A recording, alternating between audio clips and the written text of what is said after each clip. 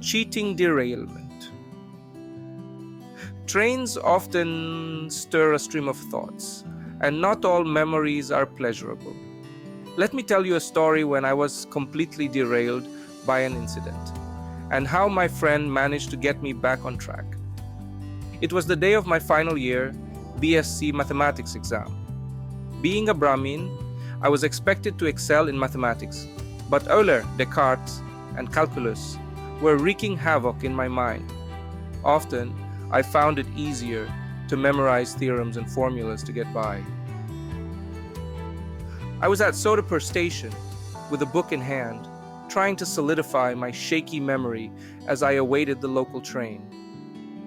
Despite my deep immersion in my studies, I noticed a train approaching from the opposite side.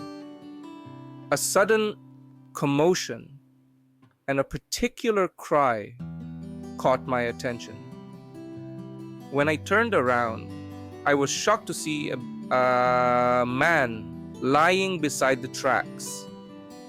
His body severed below the navel.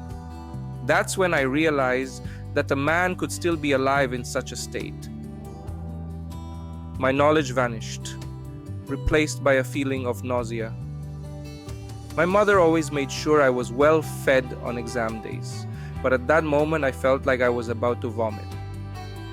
I managed to hold it together, but my mind was clouded by the sight of blood. The man, I recalled, was a vendor who had passed by me moments earlier, with a large basket on his head. He must have been trying to cross the tracks to deliver his produce to the other platform, and in his familiarity with the routine, he had become careless. No one would intentionally risk their life for peanuts.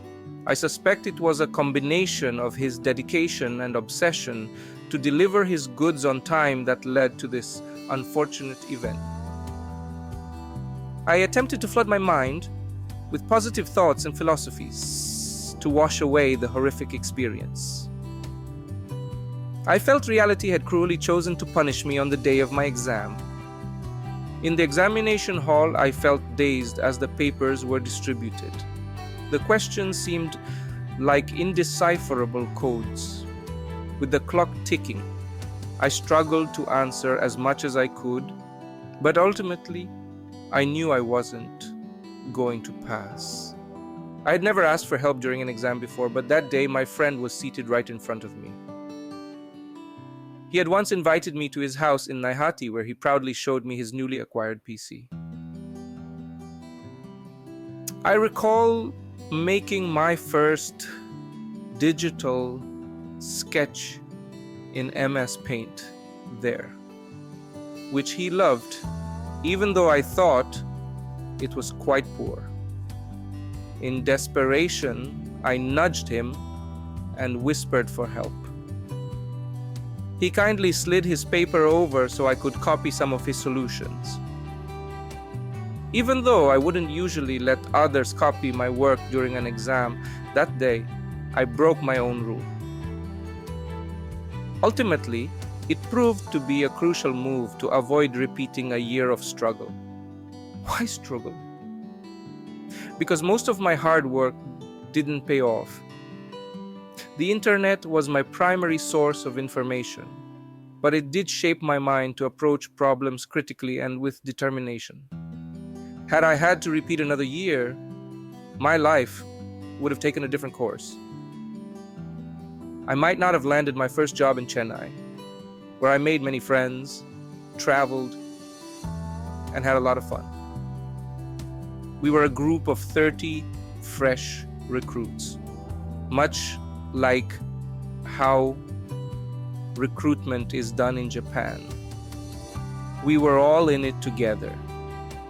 When my father saw the appointment letter, he felt that leaving home for a mere salary of INR 3,500 was not worth it. However, my mother, who wouldn't usually let me go far, trusted me enough to let me undertake this journey. When my family visited me in Chennai, I arranged their stay at Chennai Kalibari. We visited several places like Mahabalipuram, Pondicherry, Kodaikanal, and Kanyakumari. A misunderstanding with the travel agent almost left us stranded. But my mother and sister managed the situation. It taught me that one should not be too clever or overly protective of their own interests. In Kanyakumari, I was in awe of the grand temple and the meditation chamber. But what really intrigued me was the story of Swami Vivekananda. The tale of his courageous swim across the ocean, spurred by nothing but his will and perhaps some training, left a lasting impression. He had wanted to experience what it felt like to be at the southernmost tip of India, where the oceans meet. Cause of incidents. I asked AI to imagine different sequence of events that might have caused a common man to lose his life on the tracks at Sodepur station at the day of my math exam. Sequence 1. Traffic situation. The vendor got stuck in an unprecedented traffic jam on his way to the station.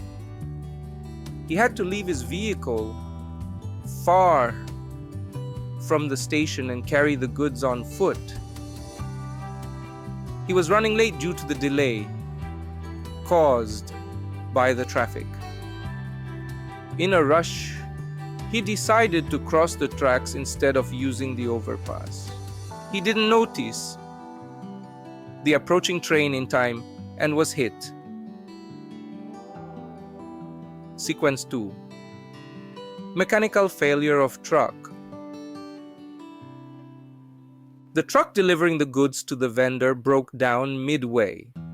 The vendor had to wait for another truck, losing valuable time. Once he received the goods, he was behind schedule. He decided to cross the tracks as a shortcut to make up for lost time. He was struck by the train while crossing the tracks. Sequence 3. Political rally. A political rally blocked the main roads leading to the station. The vendor had to take a longer, unfamiliar route to the station. Tired and disoriented, he arrived late at the station. He attempted to cross the tracks to deliver his goods quickly. Unfortunately, he was hit by the approaching train. Sequence 4. Police stopping traffic. Police stopped traffic to allow a VIP convoy to pass. The vendor was stuck in the resulting traffic for a significant time. He arrived late at the station with less time to sell his goods. In a rush, he decided to cross the tracks instead of using the overpass. Tragically, he didn't notice the oncoming train in time. Sequence 5. Bad weather condition. Heavy rain slowed down all transportation in the city. The vendor struggled to protect his goods and navigate to the station. The rain made the railway tracks slippery. He tried to cross the tracks to the other platform, slipping because of the wet surface. Unable to recover his footing in time, he was hit by the train. Sequence 6. Personal issues. The vendor had an argument with his wife before leaving home, leaving him distraught. He was distracted and not as attentive as he usually is. In his distressed state, he decided to cross the tracks without noticing the oncoming train. His mind preoccupied with personal issues. He was unaware of his immediate danger. Unfortunately, he was struck by the train. Sequence 7. Dutifulness to send his son to school. The vendor's son missed the school bus and He had to drop him off at school. This unexpected responsibility made him late for his work. To save time, he decided to cross the tracks instead of using the bridge. He didn't notice the train coming from the other side and was hit. Sequence 8. Quarrel with an office. Goer. The vendor collided with an office goer while rushing to deliver goods. A quarrel ensued, wasting precious time. To make up for the lost time, he decided to cross the tracks directly. He didn't see the oncoming train and was struck. Sequence 9. Slipping or tripping. After delivery, the vendor successfully delivered his goods to the other platform. As he was returning, he tripped over a loose stone on the tracks. His basket obstructed his vision, and he didn't notice the train coming. Unable to get up in time, he was hit by the train. Sequence 10. Bargaining rickshaw. The rickshaw that brought the vendor to the station demanded extra payment. A heated bargaining session ensued, causing a delay. In a rush, he decided to cross the tracks directly to reach the other platform faster.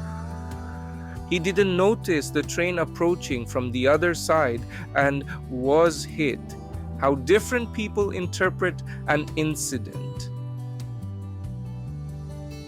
ISTJ, the inspector. An ISTJ would immediately assess the situation in a factual and organized manner. They might take out their phone, dial the emergency number, and describe the situation in detail to the operator. While staying composed externally, they might internally process the shock later on in solitude, likely focusing on logical reasoning to cope with the trauma. ISFJ. People with this personality type tend to be friendly, responsible, warm-hearted, and reserved. They might rush to comfort people who are affected by the incident, especially children or the elderly, giving them warm, comforting advice and providing emotional strength to others to cope up. People with this personality type tend to be service and work-oriented, committed to meeting their obligations and duties and contributing to the established structures of society. So they may follow instructions of others, taking leadership to help out with the situation. In solitude, they may grieve for the vendor and his family and pray so that they gain strength to cope up. INFJ. People with this personality type are serious, logical, and hardworking. They are sensitive, so they may feel a rush of empathy and sadness. They might find themselves comforting others while trying to make sense of the tragedy on a deeper human level. Later, they might reflect on the fragility of life and write about their experiences as a means to process the incident. They may later counsel others affected in similar situation to share their insights into the tragedy. INTJ. They place an emphasis on logic and fact rather than emotion and can be viewed as perfectionists. They typically have high expectations of competence and performance for themselves and others.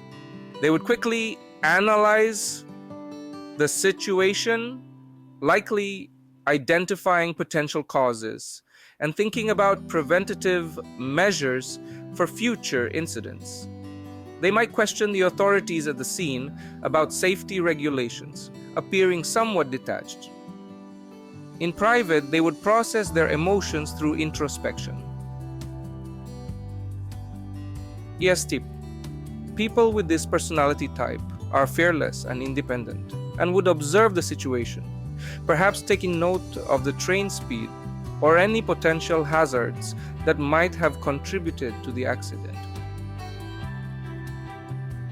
They might assist with practical tasks at the scene, like directing people away from the area. Later, they might cope by engaging in physical activities to ground themselves. ISFP. They would be deeply impacted by the tragedy. They might attempt to help in a hands-on way, possibly offering assistance to the medical teams or caregivers. They might express their emotional distress through reading poetry and composing music, and find a creative outlet like painting as a way to process their feelings. INFP. They are creative, idealistic, caring, and loyal. They have high values and morals, and are constantly seeking ways to understand people and best serve humanity. But they are shy and reserved. It's difficult to imagine them directly getting into action. They might feel an intense surge of empathy and sadness, imagining the life and struggles of the vendor. They may try to provide comfort to others while reflecting on the deeper meaning and implications of the event. They might write a poem or a blog post about the incident as a form of emotional processing. ENTP. Being an architect, they would likely analyze the situation objectively, looking for the sequence of events that led to the accident. They might quietly observe and think about ways such incidents could be prevented. Later, they might use thought experiments or philosophical discussions to deal with the emotional fallout. They are strongly emotional inside, though they may find it difficult to convert it to feelings. They may avoid discussions, initially trying to internalize the information and making logical sense out of it for future solutions. ESTP. They are energetic, charming, and outgoing individuals who enjoy spending time and pursuing adventure with wide circles of friends and acquaintances. Quick to react, they would spring into action, directing others away from the scene or towards safety. They might coordinate with emergency services efficiently. Afterwards, they'd likely seek out conversation within their large friend circle and action-oriented activities to help process their feelings. ESFP.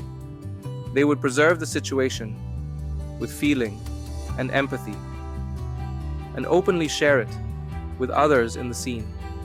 React strongly and openly, possibly offering comfort to others while expressing their own shock and grief. But they may avoid conflicts and stay away from any arguments, focusing on the practical aspect. But they are not so good at planning a course of action, so may depend on others to tell them what needs to be done. They might share their feelings and experiences openly with friends and family as a way of processing the trauma. ENFP. Often seen as strategic thinkers and unafraid innovators, they might struggle with routine tasks and come off as argumentative due to their lively minds. They might rally people together to provide help. They may start an argument if they see a lapse from the authority to take quick action. They could start a fundraiser for the vendor's family. They may take further action in court to file a petition for improved safety measures. Being extroverted, they like to speak out their emotional fallouts and would likely process the experience by discussing their feelings and thoughts with their close ones. ENTP. An ENTP would quickly think about solutions or improvements to prevent such incidents, but they are themselves non-committal and may start an argument with the authorities, perhaps engaging others in a discussion about safety measures. They might deal with the emotional aftermath by focusing on action. They may describe the situation in a telephonic conversation with the authorities with ease. and their confidence in gathering support will be instrumental in resolving the situation. ESTJ tend to be action-oriented, taking logical approaches to obtain results and solve problems quickly. They would take control, possibly organizing people to inform authorities or ensure the area is safe.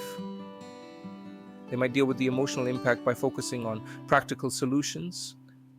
They will not relax till the situation is resolved and things are on their normal course. ESFJ. They wear their hearts on their sleeves and tend to see the best in others. They enjoy helping those around them and providing the care that people need, but want to be appreciated and noticed for their contributions. They might focus on comforting others, offering practical support and reassurances.